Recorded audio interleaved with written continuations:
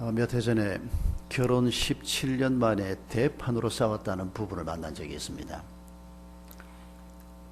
이분들이 무엇 때문에 결혼을 17년씩이나 결혼 생활을 하면서, 그것도 또 아주 열심히 교회를 다니고 있는 집사 부부가 무엇 때문에 그렇게 대판으로 싸웠는가 하니까, 아침 식사를 시작하면서 국 먹다가 대판으로 싸웠다는 겁니다.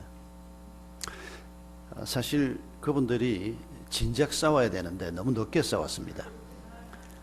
왜냐하면 이분들이 몇 해 연애를 하고 결혼 생활을 시작을 했는데, 처음 두 부부가 식탁에 앉는 날, 그러니까 아마 신혼여행을 갔다가 두 사람이 이제 신접 살림을 시작하면서 두 사람이 처음 밥상 앞에 앉았는데,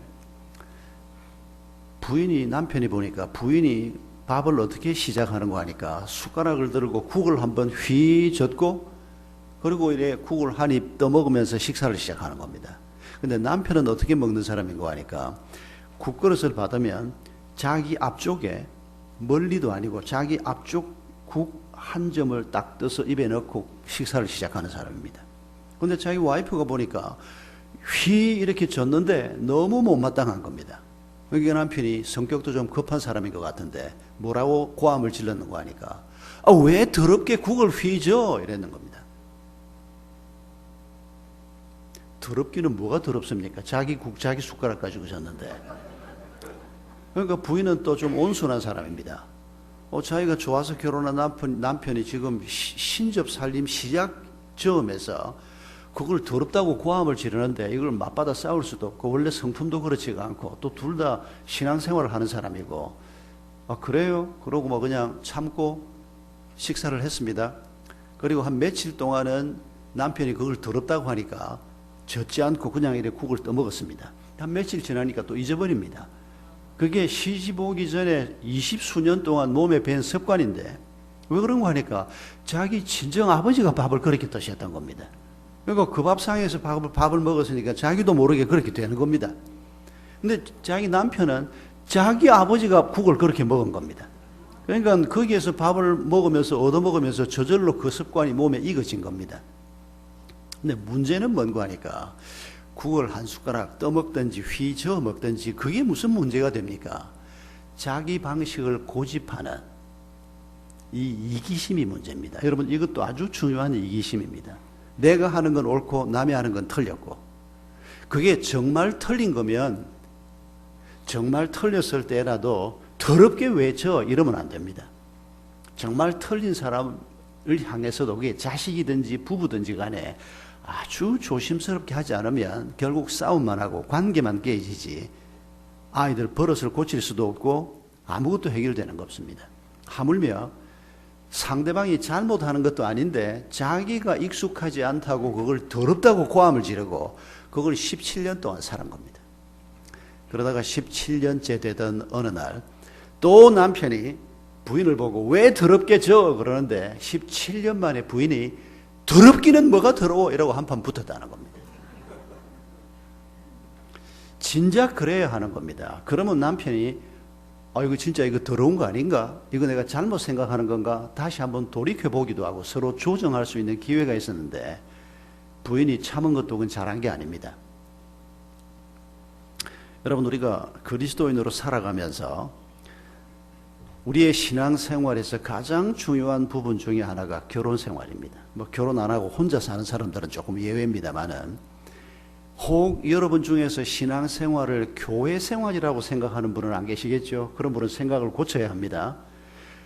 우리 24시간 우리 삶의 모든 생활 내용이 신앙생활이어야 합니다. 하나님과 동행하는 삶이어야 하고 그리스도인으로 사는 것이어야 합니다.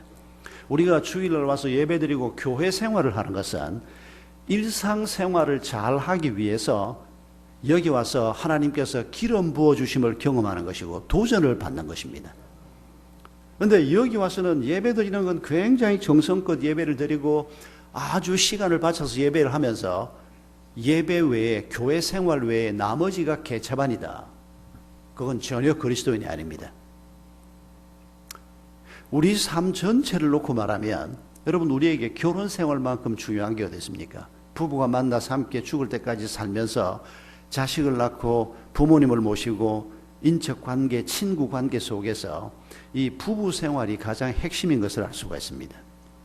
하나님께서 이걸 지적해 보여주시면서 2000년 전에 교회를 처음 세우시던 1세기에 에베소 교회 성도들에게 너희 부부가 만든 가정을 내 에클레시아로 세우겠다. 나의 영광스러운 흠도 티도 없는 교회로 세우겠다라고 말씀하고 계시는 것입니다. 그러면 우리 가정이 교회가 되려고 하면 우리가 매일 예배를 드려야 되냐? 그런 식으로 생각하는 것은 너무 좁은 생각입니다. 물론 가정 예배도 드리고 큐티도 하고 해야 하지만은 오늘 본문 말씀을 통해서 도대체 내 가정이, 우리 부부가 영광스러운 하나님의 교회가 된다는 것이 어떻게 가능한지, 그 내용이 뭔지 이걸 짧은 시간이지만은 한번 살펴보겠습니다. 교회가 된다는 말이 뭔가는 우리가 이미 어제, 그제 좀 생각을 했기 때문에 그 부분은 생략하겠습니다. 혹 집회 못 오시고 오늘 예배만 오셔서 그게 뭔가 싶은 분들은 아마 홈페이지에 녹음된 게 있겠죠. 한번 들으시길 바라고, 오늘 시간이 한 30분밖에 없기 때문에 바로 본론에 들어가겠습니다. 어떻게 우리를 하나님께서는, 우리 부부를, 우리 가정을 하나님의 교회로 세우시는가? 오늘 본문 18절에 답이 있습니다. 18절이 뭐라고 말합니까? 성령 충만을 받으라 라고 말합니다. 사실 이 말씀은 부부 생활에만 적용되는 게 아닙니다. 그리스도인의 모든 삶에 적용되는 말씀입니다만은 특별히 오늘 본문에서 성령 충만을 받으라 라고 말한 다음에 이 성령 충만이 실제 우리의 삶에서 어떤 영역에서 이루어지는가를 말씀하면서 첫 번째로 언급한 것이 부부관계입니다. 그리고 두 번째로 언급하는 것이 6장 1절부터 3절까지 부모 자식 관계입니다. 그리고 세 번째로 언급되는 것이 6장 4절부터 9절까지 종과 상전의 관계, 사회생활에서 윗사람과 아랫사람의 관계입니다. 여러분, 원래 성경이 편지로 전달이 됐을 때 1장도 없고 5장도 없었던 거 아시겠지요? 편지 한 통입니다. 그러니까 성령 충만을 받으라라고 하는 말씀의 위치를 잘 보십시오. 성령 충만을 받고, 그리고 너희가 부부가, 너희가 세우는 가정이 영광스러운 하나님의 교회가 되도록 하겠다. 성령 충만의 결과로 약속되는 것입니다. 그리고 너희 부모 자식 사이에, 부모는 자식을 어떻게 하고 자식은 부모에게 어떻게 하고, 그렇게 해서 너희 가정을 내가 잘, 우리가 거기에도 하나님의 교회가 된다라고 하는 말을 적용해도 괜찮습니다. 이 부모 자식 관계가 6장에 나옵니다. 그리고 6장 5절부터 종과 상전, 이건 사회생활에서 윗사람과 아랫사람의 관계입니다. 내가 모시고 있는 사장이 불신자라도, 불교 신자라도, 심지어 이단에 속한 사람이어도 우리가 사회생활을 하면서 윗사람에 대해서 내가 아랫사람으로서 어떻게 해야 되나 성령께서 가르치신다는 것입니다. 이걸 잘 배워야 하는 겁니다. 우리는 성령 충만 그러면 은사를 먼저 생각합니다. 성령께서 우리에게 은사, 선물을 주셔서 이건 섬기라고 주는 겁니다. 뭐 찬양을 남보다 좀 잘한다든지, 내가 좋아하는 것만 가지고는 안 됩니다. 내가 노래 부르기를 좋아하는데 내가 노래를 부르면 전부 다 피해 달아난다. 그건 은사가 아닙니다. 그건 취미일 뿐입니다. 하나님이 우리에게 선물을 주시는 것은 섬기라고 주시는 것입니다. 그게 뭐 노래든지 설교든지 아니면 뭐 요리든지 무엇든지 하나님께서는 모든 사람에게 뭔가 은사, 선물을 주십니다. 그걸 가지고 다른 사람을 섬기고 세상을 섬기라고 주는 겁니다. 그리고 성령 충만을 주실 때 또 한 가지 우리에게 주시는 것이 성령의 열매입니다. 은사와 열매가 있는데 오늘 본문을 가만히 보면 남편과 아내에게 성령 충만을 받으라라고 말한 다음에 이런 남편이 되고 이런 아내가 되라는 말씀을 하고 있습니다. 이건 은사가 아니고 열매입니다. 인격적인 성숙함을 의미하는 것입니다. 그러면 오늘 본문에서 말씀하시는 성령 충만의 내용이 무엇인가?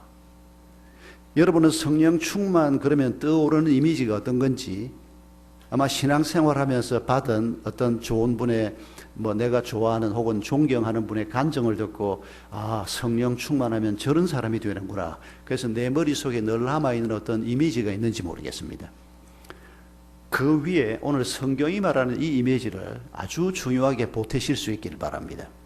성령 충만을 받으라라고 말한 다음에 이어서 이런 사람이 되라고 말하는데 세 가지를 생각할 겁니다. 첫 번째는 결혼과 사랑의 목표가 무엇인지를 바르게 알라는 것입니다. 결혼하신 여러분, 왜 결혼했습니까? 결혼해서 무슨 일이 있을 거라고 기대하고 결혼하셨습니까? 또 결혼하려고 하는 여러분, 무엇 때문에 결혼하려고 합니까? 세상 사람들, 또 혹은 대부분의 사람들은 뭐 내가 좋아하는 사람하고 결혼하면 행복하게 살 수 있지 않을까? 애들 말 맞따라 3천만의 말씀입니다. 결혼한다고 행복해지지 않습니다. 여러분, 우리가 성경이 말하는 결혼, 사랑의 목적이 뭔가를 바르게 알지 못하면 결혼해도 절대 행복할 수 없습니다. 오늘 본문에서 하나님께서 우리를 결혼시키는 이유를 말씀하시면서 26절을 보십시오. 남편과 아내의 관계를 얘기하다가 이는이라고 말합니다. 이는 곧 물로 씻어 말씀으로 깨끗하게 하사 거룩하게 하시고 자기 앞에 영광스러운 교회로 세우사 티나 주름 잡힌 것이나 이런 것들이 없이 거룩하고 흠이 없게 하려 하심이라. 결혼과 사랑, 그리스도인에게, 비그리스도인은 이런 걸 알 수가 없습니다. 그러나 그리스도인에게 결혼과 사랑의 목표는 행복이 아니고 거룩이라고 성경은 말하고 있습니다. 거룩이 무엇입니까? 하나님을 닮는 것입니다. 결혼을 통해서 어떤 사람을 좋아하는 이 사랑, 그리고 이 사랑은 반드시 결혼으로 매듭이 지어져야 되는데 이 사랑과 결혼을 통해서 우리가 하나님을 닮아가게 하는, 우리가 거룩해지게 하는, 이게 하나님의 목표라는 것입니다. 우리가 어제 저녁에 생각했습니다마는 에베소서 1장에서 우리를 자녀로 부르신 이유도 에베소 1장 4절에서 거룩하고 흠이 없게 하시려고 우리를 하나님의 자녀 삼으셨다고 말합니다. 결혼도 꼭 마찬가지입니다. 그러니까 그리스도인이 비그리스도인하고 결혼하는 것은 하나님이 기뻐하시는 일이 아닙니다. 왜냐하면 그 사람은 결혼의 목적이 뭔가를 모르는 사람인데 비그리스도인과 결혼하는 것은 옳지 않습니다. 그래서 그리스도인들이 결혼의 목적이 무엇인가를 바르게 알고, 그리고 그 결혼 생활을 통해서 이 사람이 나한테 잘해줘서 내가 앞으로 얼마나 행복하게 살 수 있을까, 이런 기대는 이기심입니다. 이기심은 죄의 근본입니다. 이런 생각을 가지고 결혼 생활을 하기 때문에 대부분의 결혼은, 대부분의 사랑은 무엇의 씨앗이라고요? 유행가 가사 작사를 한 분이 눈물의 씨앗이라고 그랬는데 아닙니다. 피눈물의 씨앗입니다. 왜요? 내가 좋아하는 사람하고 결혼을 했는데도 분명히 서로 좋아하는 마음이 있어서 뜨거운 사랑을 하면서 경험을 하면서 결혼을 했는데도 결혼하면서 이기심을 버리지 못하는 겁니다. 아니, 내가 사랑하는 사람이 국 한 번 휘저어 먹는다고 17년 동안을 압박을 가했으니 왜 더럽게, 여러분, 이게 신앙생활을 하는 사람이라는 겁니다. 불신자가 그랬다고 하면 뭐 그건 예사로 들을 수가 있습니다. 그런데 집사고 신앙생활을 하는 사람이 자기 아내가 그 더러운 일이 아니고 그냥 휘 한번 저어서 두부를 먼저 건져 먹든지 뭐 그걸 더럽다고 17년 동안 압박을 가해왔으니 이 이기심을 어떻게 하면 좋겠습니까? 여러분, 우리 모두에게 이런 문제가 다 있습니다. 이런 문제가 없는 사람은 단 한 사람도 없습니다. 그러니까 결혼 생활을 하면서 또 연애를 하면서부터 내가 누군가와 결혼을 한다면 이 결혼에서 이루어야 할 목표가 뭔가, 이걸 바르게 아는 사람을 만나야지. 그런 사람을 만나 살아도 힘이 드는데 하물며 그것도 모르고 그냥 자기 이기심만 가지고 자기 행복만 생각하는 사람하고 만나서 결혼을 하면 어떻게 눈물의 씨앗이 되지 않을 수가 있겠습니까? 아유, 그래도 뭐 예수도 안 믿는 남편하고 만나서 결혼해가지고 뭐 잘만 살고 나중에 뭐 장로가 됐더라, 그런 쓸데없는 소리는 하는 게 아닙니다. 그 부인한테 물어보십시오. 얼마나 많은 눈물을 흘렸는지. 예, 그런 분 우리 교회도 있습니다. 그러나 그 부인이 뭐라 그러는지 압니까? 내가 그때 날 좀 누가 잘 가르쳐서 예수 믿는 남자하고 결혼하게 해줬으면 그 쓸데없이 피눈물 흘리는 거 좀 안 했을 텐데. 여러분, 간혹 그런 일이 있긴 합니다만은, 그러나 그건 정상적인 일은 아닙니다. 하나님께서는 우리가 사랑하고 결혼해서 하나님이 기뻐하시는 거룩을 목표로 삼고 길을 걸어가면서 그 거룩을 꿈꾸는 사람들이 그런 목적을 가지고 살면 그 결과로 얻게 되는 것이 행복이라는 겁니다. 그런데 행복을 목표로 삼으면 행복도 얻지 못하고 거룩도 얻지 못한다는 겁니다. 성령 충만한 그리스도인인가? 라고 하는 질문 앞에서 결혼과 사랑의 목표를 뭐로 생각하는가 하는 질문을 해보면 내 자식의 결혼이든 나의 결혼이든 누구의 결혼이든 간에 이 부부 생활을 통해서 우리 부부가 내가 내 아내를 내 남편을 도와서 하나님을 닮아가게 하고 나도 내 아내 내 남편의 도움을 받아서 하나님을 닮아가는 이게 우리 삶의 목표입니다. 누가 물어도 우리가 이렇게 답할 수 있어야 그 사람이 성령 충만으로 나아가는 길목에 들어선 사람인 것입니다. 이런 걸 우리가 생각하지 못하고 살면 아무리 교회 생활 열심히 해도 그 교회 생활의 영향이 우리의 가정에까지 들어오지 않으면 수십 년 신앙생활을 해도 여전히 고집스런, 방금 제가 예를 들었지 않습니까? 17년이라 그랬지만 그게 27년이 될 수도 있고 37년이 될 수도 있고 그 사람이 집사라고 제가 소개했습니다마는 그 사람이 목사일 수도 있고 그 사람이 장로일 수도 있는 겁니다. 나를 버리지 못하고 나 중심으로 생각을 하면 다른 사람은 다 못마땅한 겁니다. 여러분, 이런 사람이 바로 바리새인이 되는 것입니다. 자기 의로움만 가지고 모든 걸 자기 중심으로 생각하는 이런 사람들이 교회 안에 항상 있고 그 사람이 바로 나일 수 있다는 사실을 우리가 기억하면서 첫 번째는 결혼과 사랑의 목표가 거룩입니다. 동의하고 싶은 마음이 별로 없습니까? 아니면 너무 기가 차서 말이 안 나옵니까? 아니면 너무 당연해서 당연히 그렇게 해야지. 세 번째이길 바랍니다. 하나님이 말씀하십니다. 두 번째 성령 충만은 무엇인가? 오늘 본문에 보면 아내들아 남편들아 라고 말하면서 두 가지 중요한 단어를 얘기합니다. 순종하고 사랑하라 라고 하는 단어를 얘기합니다. 그런데 여기에 대한 오해가 많습니다. 아내들은 남편에게 순종하면 되고 남편들은 아내에게 사랑하면 된다. 이걸 원웨이로 해석하려고 하는 경향이 가끔씩 있습니다. 그건 아주 틀렸습니다. 여러분 21절을 보십시오. 아내들이여 자기 남편에게 복종하기를 주께 하듯 하라. 이게 22절에 나오는데 21절은 그리스도를 경외함으로 피차 복종하라. 그리고 아내들이여 하고 나옵니다. 피차 복종하는 겁니다. 장로 남편하고 권사 와이프가 싸웠는데 둘이서 뭐 두둑 주고받고 싸우다가 장로 남편이 아니 성경에 순종하라 그랬는데 권사 와이프가 돼가지고 따박따박 대들고 이게 뭐 하는 거예요? 이래가지고 부부싸움이 끝났다고 한 권사님이 저한테 와서 하소연을 했습니다. 그 장로님 틀렸습니다. 남편도 아내에게 순종하고 아내도 남편에게 순종하라고 하나님이 말씀하고 있습니다. 그게 성령 충만으로 가는 길이라는 것입니다. 이 사람을 존중히 여기는 겁니다. 그 사람이 국 먹는 스타일을 존중히 여기는 겁니다. 그걸 뭐 숟가락을 가지고 안 먹고 손으로 떠먹는다고 하면 혹시 위생상 당신 손이라도 씻고 먹는 거요 이렇게라도 말할 수 있을지 모르지만은 상대방을 존중하는 겁니다. 상대방의 사고방식, 상대방의 문화, 상대방의 모든 것을 존중하는 것, 용납하는 것, 받아들이는 것을 순종이라고 표현하는 겁니다. 뭐 도둑질 해와라 그러는데 아마 그것도 순종해야 되냐 이런 의미의 순종도 포함되지만은 우리 삶의 모든 요소들을 서로 받아들여 주는 것, 이게 부부간에 이루어져야 한다는 겁니다. 사랑도 마찬가지입니다.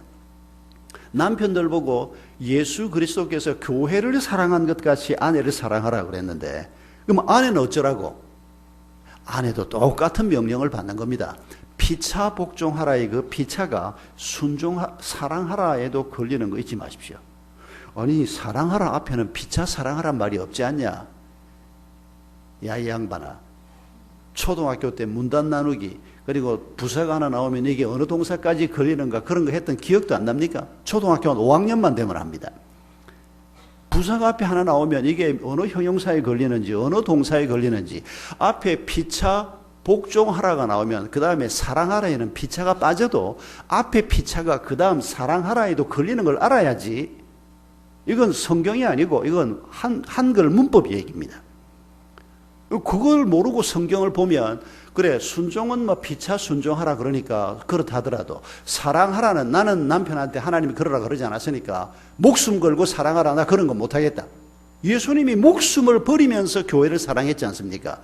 부부간에 목숨 걸고 사랑하라 그러는데 남편한테만 하라 그러지 아내한테는 하라 그러지 않았다. 이렇게 해석하는 사람은 역시 성경을 이기적으로 해석하는 겁니다. 어떻게 부부가 똑같은 명령을 받았지 어떻게 한쪽만 명령을 받습니까? 여러분 정리하면 내가 사랑하는 사람, 내가 좋아하는 사람이 생겼을 때 잘 들어야 됩니다. 우리가 아직 결혼 안 하신 분들은 내 마음을 끄는 사람이 생겼을 때 이게 결혼까지 갈 거라고 예상을 해야 합니다. 일단은 뭐 결혼을 안 하고 뭐 연애만 하고 살겠다 그런 쓸데없는 소리 하는 게 아닙니다. 그건 그리스도인의 생각이 아닙니다. 누군가를 하나님이 좋아하게 만들면 자연스럽게 결혼으로 이끌어 가시는 것입니다. 그렇게 해서 부부가 된다는 것이 무엇인가를 어릴 때부터 배워야 하는 겁니다. 그래야 함부로 연애를 하지 않고 연애를 해도 잘할 수 있는 겁니다. 여러분 결혼이라고 하는 것은 뭐 어쩌다가 그냥 만나서 서로 좋아서 그냥 말콩달콩하기도 하고 뭐 싸우기도 하고 그렇게 살면서 애도 낳고 뭐 그러면서 나이를 먹고 그러다가 뭐 하나님이 예비하신 천국으로 가는 거지. 아닙니다. 하나님은 그렇게 살도록 우리를 부르지 않았습니다. 우리 부부가 만든 가정을 영광스러운 하나님의 교회로 세우겠다는 것입니다. 교회란 말이 뭡니까? 하나님이 주인이 되시고 하나님이 예배를 받으시고 하나님 앞에 우리가 그의 백성으로 남편 몫을 하고 아내 몫을 하면서 사는 것을 얘기하는 겁니다. 그런데 어떻게 해요? 순종과 사랑 이 두 단어가 핵심이라는 것입니다. 부부가 서로 예수님께서 교회를 사랑하신 것처럼 사랑하는 것. 여러분 이걸 우리가 죽는 날까지 하나님 앞에 구해야 하는 것입니다. 아니 결혼하고 나서 한 1년 2년만 지나면 손잡아도 전기가 안 오는데 무슨 사랑을 계속해서 그런 사랑을 하라는 건가? 여러분 사랑을 잘못 배워서 이런 질문을 합니다. 그런 사랑은 감각적인 감성적인 사랑을 얘기하는데 연애할 때 신혼 초에 손잡으면 전기가 오는 이거 오래 안 갑니다. 혹시 결혼하고 한 5년이 지났는데도 부부가 손잡으면 전기가 오는 사람이 혹시 있습니까? 뭐 물어볼 것도 없습니다. 5년이 뭡니까 5년이. 그리고 그 전기가 5년이 지나도 오고 10년이 지나도 오면 못 삽니다 사람이. 왜냐하면 우리가 감각적인 쾌락만 가지고 살 수가 없기 때문입니다. 그런 감각적인 쾌락을 주신 것은 어떤 인류학자는 그렇게 말합니다.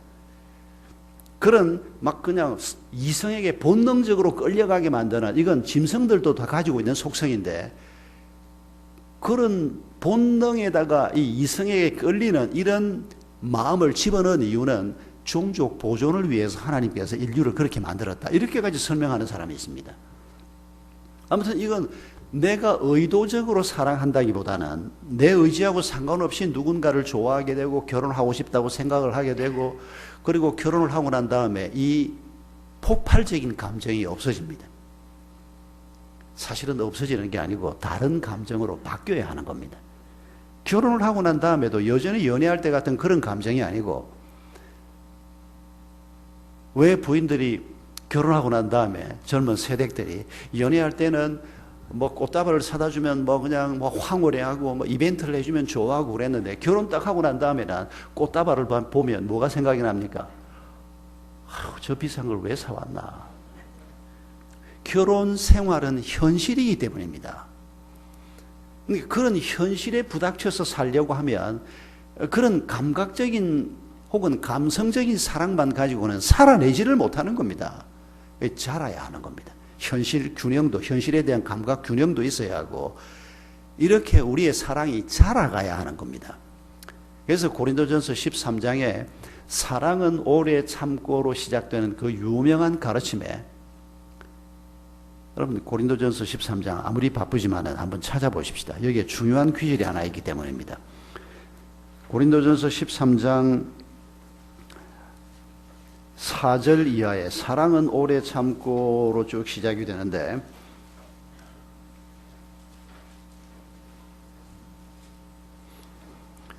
자, 13장 4절입니다.